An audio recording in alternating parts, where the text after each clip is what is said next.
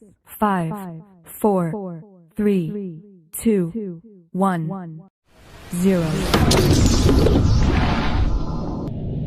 Adik-adik, hari ini kita akan belajar di tema 5 pengalamanku, subtema 4 pengalamanku di tempat wisata, pembelajaran yang pertama.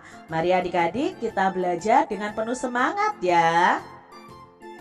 Adik-adik perhatikan gambar berikut ini. Mereka sedang naik bis dan melihat Candi Borobudur. Nah, Beni ini bersama teman-temannya sering mengunjungi tempat wisata. Beni pergi ketika liburan, juga ketika Beni study tour. Apakah study tour itu? Nah, study tour adalah kegiatan pembelajaran langsung ke lapangan. Tujuannya untuk melihat dan mengamati sesuatu. Contohnya di sini mereka sedang pergi study tour ke Candi Borobudur. Mereka akan mengamati dan belajar langsung tentang Candi Borobudur adik-adik. Apakah adik-adik pernah study tour atau liburan bersama dengan teman-teman kalian atau keluarga kalian? Pasti pernah ya, dan rasanya pasti menyenangkan. Adik-adik coba amati tempat wisata ini. Wow, kok ada kupu-kupu raksasa ya? Ini hanya patung di pintu gerbang adik-adik. Ini tempat wisata di mana? Yuk kita pelajari bersama-sama. Siswa kelas 2 pergi study tour. Study tour selama seminggu. Hari pertama berkunjung ke Taman Nasional. Nama tamannya Bantimurung. Bantimurung terletak di Sulawesi Selatan. Sambil istirahat, siswa bernyanyi. Lagunya pemandangan. Sebagian siswa lainnya membacakan puisi. Jadi ini adalah pintu masuk dari Taman Nasional Bantimurung yang ada di Sulawesi Selatan adik-adik. Nah, di sini siswa kelas 2 bernyanyi lagu pemandangan dan sebagian ada yang membacakan puisi. Jadi ini lagu pemandangan tetapi juga bisa dibaca menjadi sebuah puisi. Lagunya adik-adik bisa cari tahu di YouTube ya, karya Pak Ate Mahmud ini lagu pemandangan. Jadi adik-adik bisa baca lagu pemandangan ini menjadi puisi. Yuk kita baca bersama-sama Pemandangan karya Ate Mahmud. Memandang alam dari atas bukit, sejauh pandang kulepaskan. Sungai tampak berliku, sawah hijau terbentang, bagai permadani di kaki langit. Gunung menjulang, berpayung awan.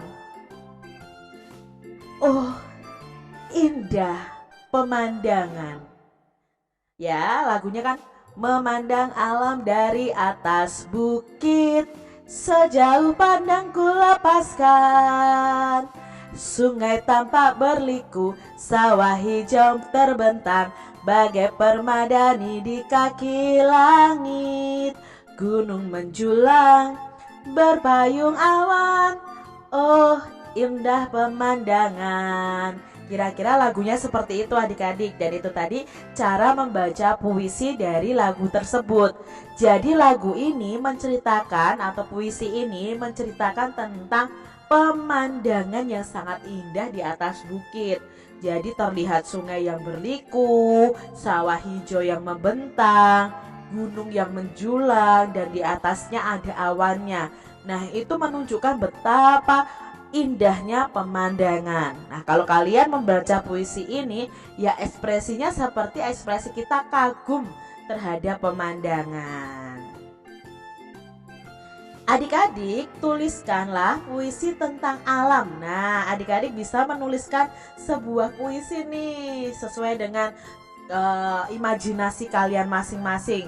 Terserah nih adik-adik temanya apa. Misalnya, temanya tentang lingkungan, boleh.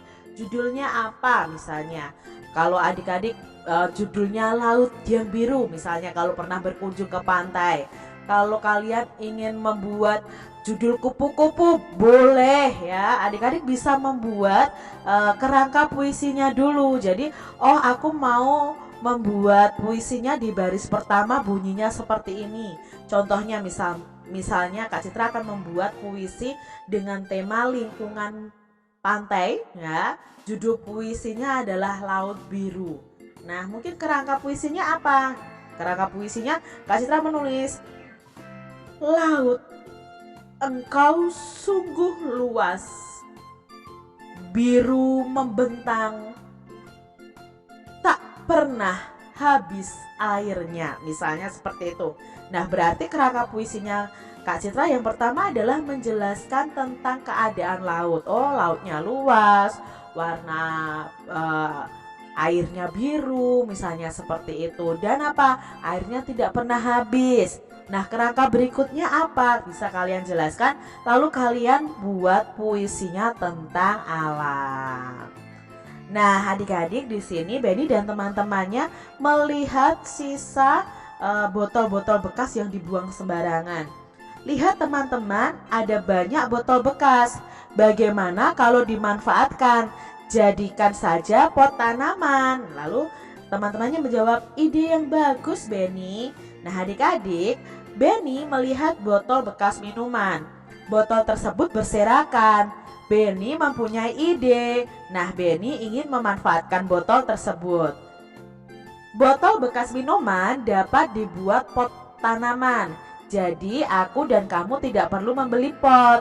Bahannya yaitu botol bekas minuman, tanah, air, dan tanaman.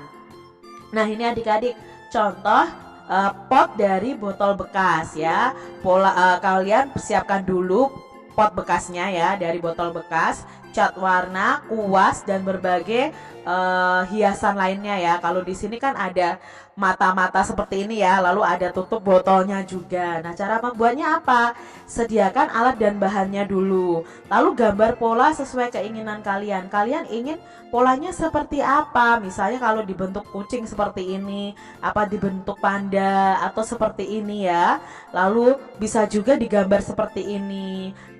Beri cat warna yang menarik. Nah, jadi setelah kalian selesai membuat polanya, beri cat warna yang menarik pada botol bekas itu. Lalu jemur pot yang sudah dicat. Setelah itu kalian isi dengan tanah dan tanaman. Sudah selesai adik-adik.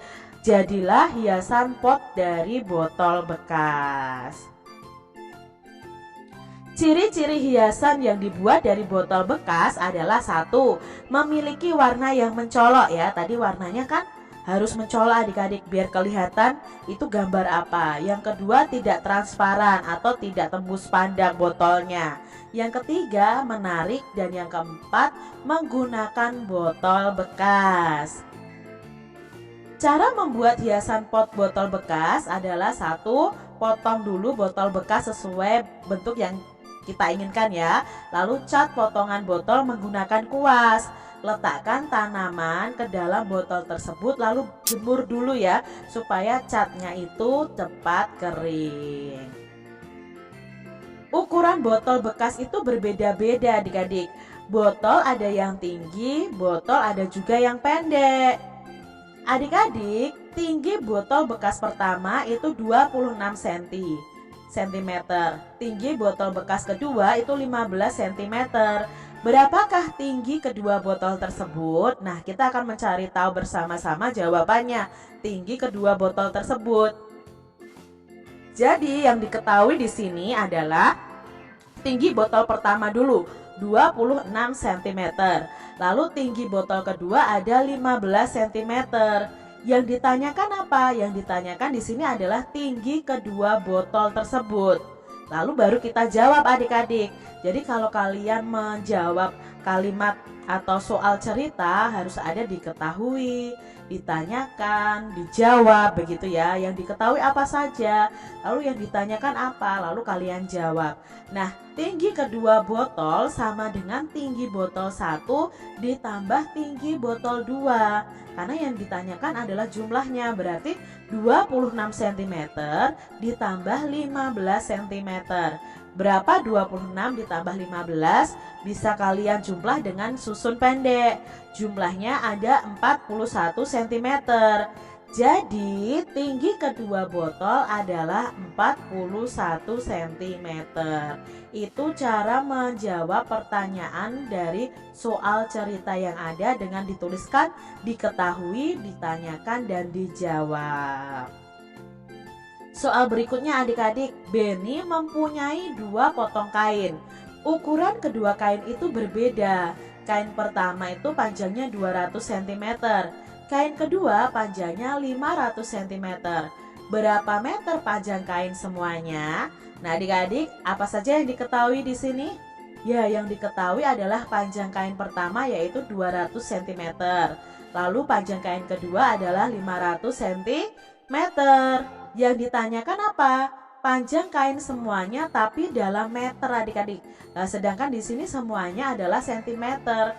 Lalu bagaimana cara menjawabnya? Nah, panjang kain semuanya otomatis itu panjang kain pertama ditambah panjang kain kedua, yaitu 200 cm ditambah 500 cm. 200 cm ditambah 500 cm sama dengan 700 cm. 700 cm ini akan kita ubah ke dalam meter. Nah, kita coret-coret di sini adik-adik.